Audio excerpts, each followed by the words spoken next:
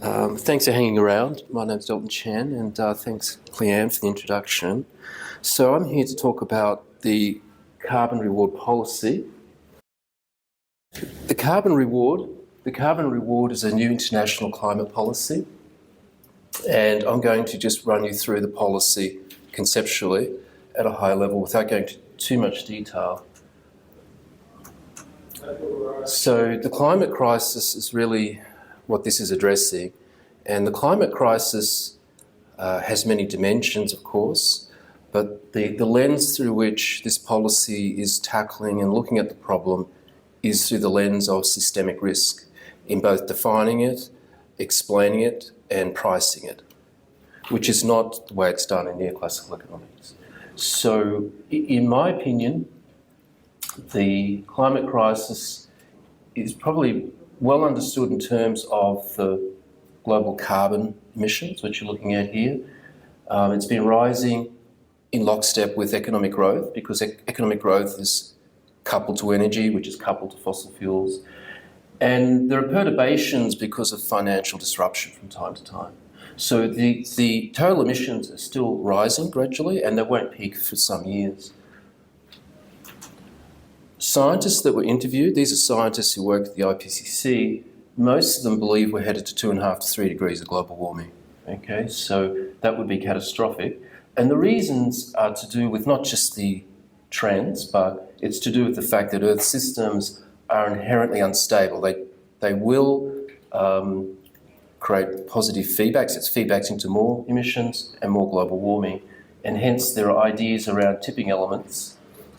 Forest fires are a good example of a feedback loop into worsening global warming, because as you can imagine, forest fires emit a lot of CO2, and there are more fires in recent decades because of warming, desiccation, change in rainfall, heat waves, and so on.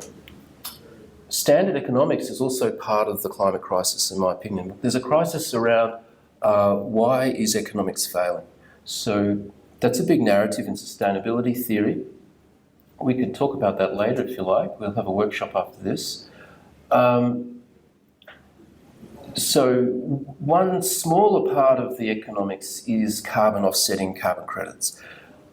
They have attracted a lot of attention, but we now know, and it's come out in the media, that carbon offsetting doesn't really help with climate mitigation. The reason we have so many problems is because societal systems are resisting standard policies, they're resisting decarbonisation. So societal systems, I'll talk about later, but they include everything that structures our society as a complex system. If societal systems like the political system continue to block strong mitigation, and we don't have fundamental solutions politically, economically, and financially, then there'll be more social incoherence. So we see Extinction Rebellion and so on demonstrating in Heathrow Airport, and so that's just the tip of the iceberg. In the future, our society, whether it's digital or not, will become more and more dysfunctional if we don't figure out what to do about this at a high level. So the climate finance gap is a good way to measure, one way to measure the climate crisis. I don't know if you're aware of this, but the climate finance gap is actually in the trillions. So currently it's estimated to be about 3 trillion per year shortfall. And by the year 2030, it's estimated to be 8 trillion. So where is this additional climate finance going to come from? One of the problems in conventional finance is that it's very heavily dependent on debt creation. So you can finance projects through equity, debt, balance sheet financing, but ultimately our economy is structured largely by debt. That's the way our monetary system is actually based and created. Now, we have a concurrent systemic problem, which is too much debt. That is bad debt or indebted nations. So the World Bank says we're currently experiencing the 4th global debt wave. Roughly 70 countries are in debt stress, and they can't afford to pay down the debt, and so they're experiencing austerity measures, like they're not putting enough money into central public services. So this is the problem. How do we resolve this problem? This is a big question. So I've developed this theory, a new economic theory, and I should have told you actually that I've been working on this for 10 years now. So it's a 10-year project already, and the theory is important because the carbon reward policy, it's not just a policy, it's also an economic theory to advance it and support it. How do economists think? First of all, standard neoclassical theory tells a story about the market failure. I think it was said earlier, our civilization is based on stories, and in the modern era, stories that are about cause and effect. So this is a story of cause and effect, and it simply says that in the economy, that's those people there, that represents everybody, there are polluters. So they're either producers or consumers, and they emit greenhouse gases. So the greenhouse gases result in global warming, and then that creates economic damages or welfare loss on the third parties. The third parties are everybody. So that is called the negative externality. So standard economics says focus on the behaviour of the market actors in terms of supply and demand and their negative externality. And this approach assumes that future climate-related damages are predictable. If they're not predictable, how do you measure them? So, just as an introduction, this is not the whole theory, but just to give you some inkling of what it's about, what I argue is that conceptually that story is missing something, which I call a systemic externality. So this is a new idea that societal systems, be they political, financial, monetary, banking, legal, cultural, educational, etc., they actually limit and inhibit our ability to adopt new effective policies such as taxes and other standard policies. So this blocking effect is, in a sense, a systemic risk. So the expanded theory says that we need to circumvent the societal systems that are blocking, and the amount of money we need is quantified as a systemic externality. So we acknowledge that for rapid change, there are hidden costs related to group cooperation and societal systems. And it relates to game theory. In game theory, they call it a Nash equilibrium, where you get stuck in this mode of behaviour. The systemic externality includes other things too. It includes Earth systems. So Earth systems are global, the atmosphere, the oceans, the cryosphere, the ice caps, everything. Within this Earth systems approach, scientists believe that there are subsystems that can tip. They call them tipping elements. You would have heard of maybe thawing permafrost, or the dieback and burning down of forests, or the destabilisation of the Atlantic meridional overturning circulation, that type of thing. They're all tipping elements which could greatly disrupt the climate, potentially pushing us over a tipping point which we can't return. So the expanded theory says we actually need to acknowledge this and acknowledge that future damages and costs are really unpredictable. So you need a different approach, a risk management approach. What is the carbon reward? The carbon reward in terms of why, what, and how. Okay, so why? Well, I've mostly explained why. There's a climate finance gap that will be $8 trillion per year by 2030. We need a revolution in political and economic cooperation. And we need planetary scale solutions for mitigation and co-benefits. That's the why. What is it? It's a market policy that offers rewards, debt-free, for mitigation and co-benefits. The reward is a tradable asset. The ticker is XCC. That's a standard type ticker for commodity-linked currencies, but it's an asset that represents mitigated carbon. So I'll refer to it as XCC through this presentation. It uses a new economic theory that manages systemic risks. For example, it avoids offsetting. There's no offsetting with this And the world can move on from offsetting because we don't really need it if we have this policy. Or it will still exist, but this will theoretically provide the lion's share of mitigation finance. So the difference with offsetting is that this instrument will be fully funded, whereas offsetting is another way of funding something. How does it work? Well, the reward is a conditional grant with long-term agreements. The XEC will be traded with a minimum guaranteed value. That's important, I'll explain that. And the XEC will be valorised via a global reallocation of financial capital. Okay, I'll explain how that works. So at this point, it's a lot of information to take on quickly.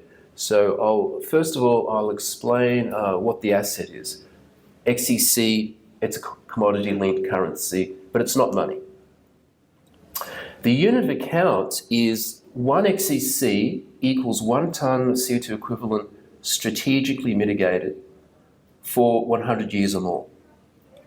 So this actually differs from carbon credits because here, strategically mitigated has quite a sophisticated meaning. I'll explain what that means, but it's flexible enough to allow us to fund and finance all kinds of strategically important mitigation projects across the world economy, including hard-to-abate sectors, especially hard-to-abate sectors. So any industry or sector that's responsible for a lot of emissions and it's difficult to decarbonise, this policy will tackle that.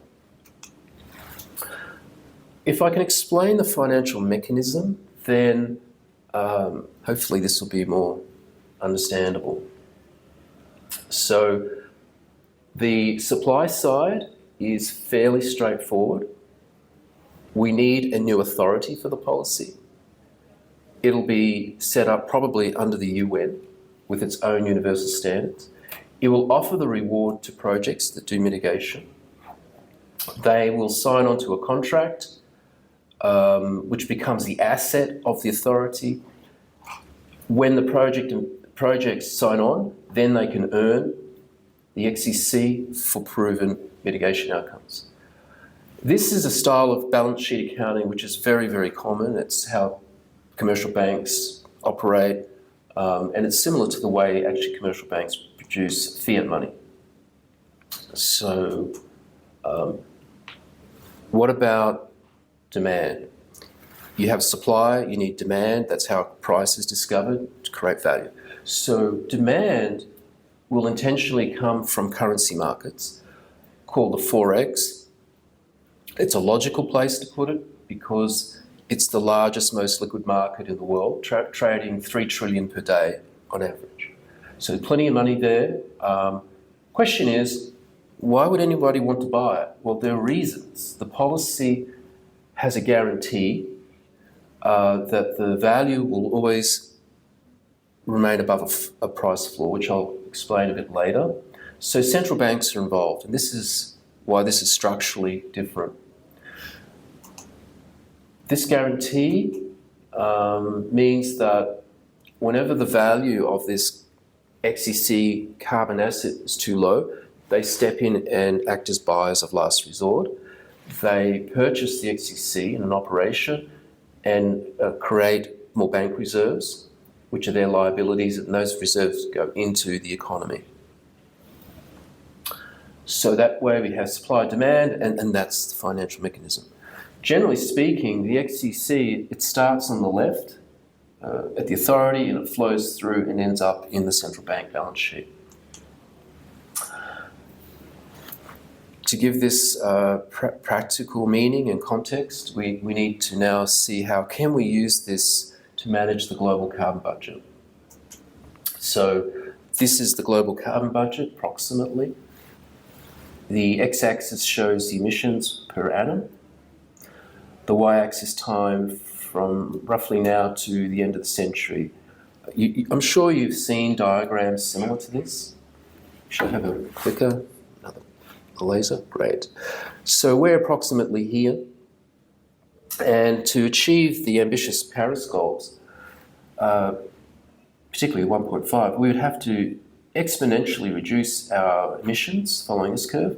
And therefore, given that this curve here are current policies approximately, all of this teal coloured area, that all has to be reduced or avoided. And that's the challenge. But the challenge is even worse than that, because even if we were to follow this trajectory, and that's very optimistic, we would still need all of this to be removed from the atmosphere to balance out to net zero or net negative. This apricot colour, the CO2 removal storage, it's unavoidable. There's no way civilization could get to net zero without it. So it has to be funded, but there are no policies being discussed at the UN that I'm aware of for funding this, because it's going to cost over $1 trillion per year. So our policy, this carbon reward, the first part of it is to actually fund the removal. So the policy is actually structured this way.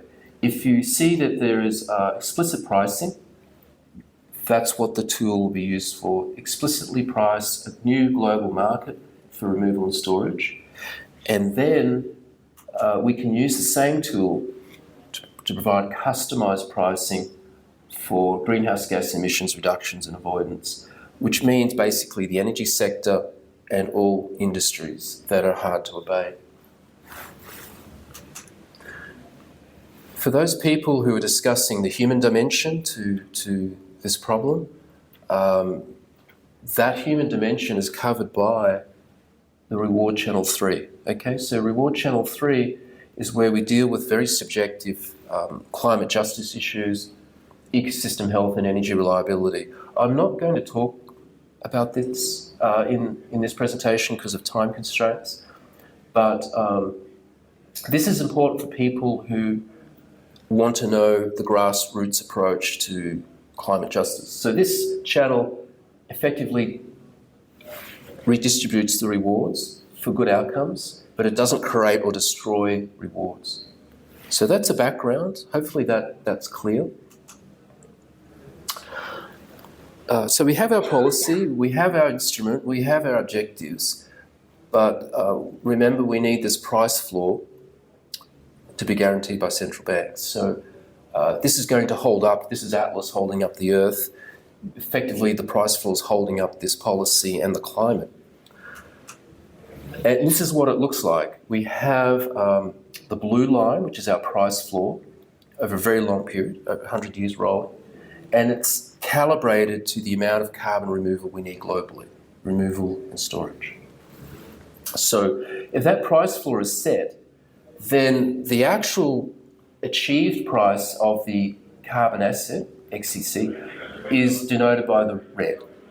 It's a hypothetical, but essentially that's how it works. So the key to understanding this as a forcing function for the economy is that if you have an asset that has this changing and rising value guaranteed by central banks, then it becomes very attractive for investors, okay? Because you can park money in this asset knowing you can't lose and you have a minimum long-term gain if you're a long-term investor, or you can trade arbitrage and on the short-term fluctuations. So this is how it works. The outcome will be the reallocation of financial capital across the world towards mitigation. Now, if the price is falling too low because there's not enough private demand, you've got to keep in mind that there's only so much appetite for new investments or liquidity. So whenever it falls below the blue line, central banks then step in as the buyers of last resort and use the monetary policy to buy it up. That's illustrated. Okay, so I'm now just going to talk about some practical applications, and I think I'm on time. I've got another 10 minutes of this part, so I can slow down a little bit. Carbon dioxide removal might look a bit like this. This is an industrial engineered style. I'm not saying that's the way we want to transition our planet to look all like this, But currently, these are the only examples we have, and so there are other modalities, biological methods and hybrid methods. With this policy, we create a global market for CDR and storage, a global price signal. It'll be offered per tonne. It is proportional, and so it's 1-for-1 in this market. The reward payments are made periodically based on carbon accounting. That's logical, and the projects can earn more if they provide co-benefits, or if they're harming society or the environment, they could lose some through the Channel 3 I mentioned earlier. So that's that in a nutshell. It's a simpler cause and effect story. But when it comes to energy and industry, things get more complex. And with energy in particular, we have a major challenge as a civilization, and that is, how do we transition out of oil, coal and gas quickly? That's core to the problem, true? So in this policy, why this instrument, the XEC, is so powerful is that it can be used to buy out fossil fuel assets and leave them in the ground. Okay, so keep in mind how much we're talking about, trillions per year. This is part of the reason. So the first step in applying the policy is to strategize where you want to start. So the policy authority would look around the world and identify those oil, coal and gas fields that should be left in the ground. In other words, which is most urgently a problem. And that can include developing countries like Africa, the Congo Basin, the Amazon, because you want to protect those intact rainforests, the last intact forests in the world. Now, the agreement with the owner of the fossil fuel reserves is that if they accept the payment, they're effectively agreeing to leave the fossil fuels in the ground, take the reward payment, and build out renewable or clean energy. So that's the exchange, ultimately. We buy out fossil fuels with the XEC at fair market value, and then the energy company develops new clean energy assets with that, and then we can monitor and provide more or less rewards, based on co-benefits and remediation. So that's the process for energy asset exchanges. Very important for developing countries because this will be debt-free financing. One of the key problems in developing countries is that because of sovereign risk, they're paying double first world interest rates on loans. So they're really struggling with finance. This is the last example for this introduction. I didn't want to go into anything too complex, so I decided to talk about shipping. And it's also a very international sector, therefore hard to regulate, true? If you can't regulate it, well, what else are you going to do? You could offer reward payments to decarbonise.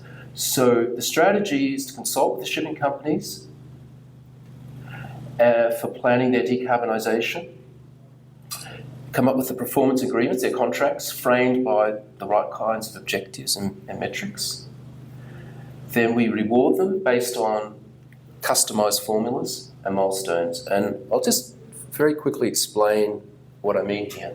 This is very important from the point of view that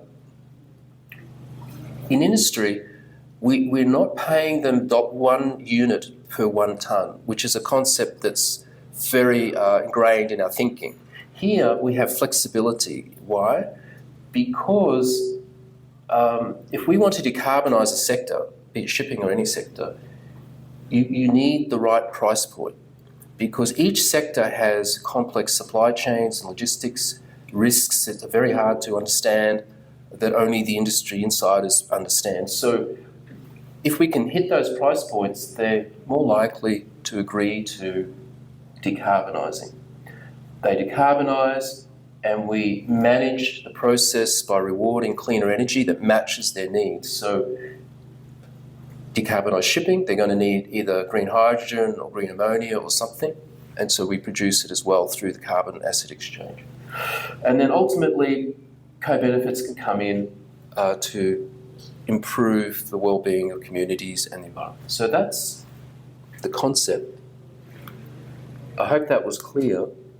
We're getting close to 4 o'clock, and this is probably the last slide. So the reason I'm here, actually, in Adelaide, is to explain the mission of this project and to make a call for strategic partners. The history of the project is that it started in 2014. There's a period of ideation to get the concepts. Then since 2020, it's been refined and actually developed.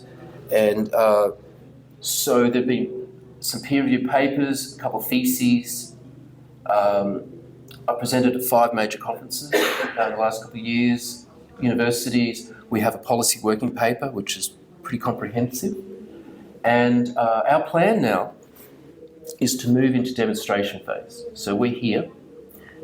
We have a 3-year plan for demonstration, and we're calling for partners. And the demonstration itself is role-playing and interviews, primarily, and assessments. So we don't intend to create the XCC or do some sort of fancy financial model that's involving real money, because that's quite difficult.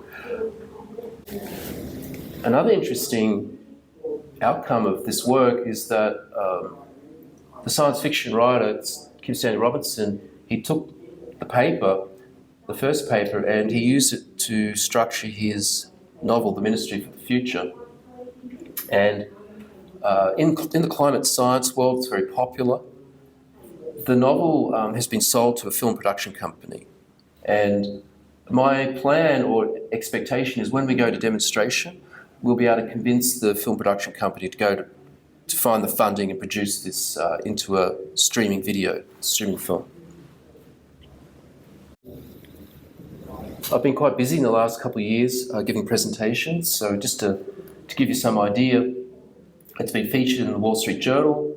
I presented at SOCAP, COP28 as a side event, EcoCity World Summit at Verge, Bank of England, World Economic Forum are starting to have a look at it, and some other universities. So thank you. That's the presentation. If you want to talk to me about this, please just reach out.